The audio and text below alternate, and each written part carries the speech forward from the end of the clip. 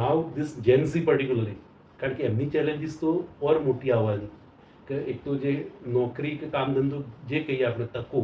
At the same time એમનું mental development, એમ કે mentality યા તો એટીટ્યુડ, ઓકે, શું હોઈ શકે છે. તો starting with their on emotions, કે પહેલાં એમને કોઈ સાંભળવાવાળું તો હોય જી, સાંભળ્યા પછી સમજવાવાળું, એ સમજ્યા પછી ઓકે એમની સાથે તાલમેલ મેળવીને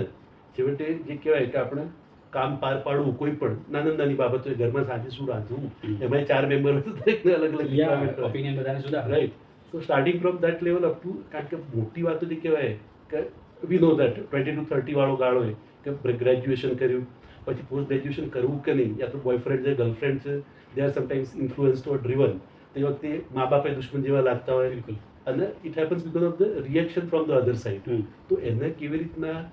મેચ્યોર્ડલી હેન્ડલ કરી શકાય, અને that's why I am targeting both the parties. કારણ કે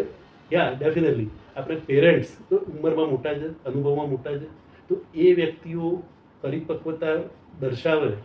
એની પહેલ એ પેઢી બાજુથી થાય એ વધારે અપેક્ષિત છે. સામે ચડે કે એનાથી અડધી ઉંમરવાળા મેચ્યોરિટી બતાવે, મા બાપનું કીધું સાંભળે, અથવા તો આજ્ઞાંકિત, no, it doesn't work that way.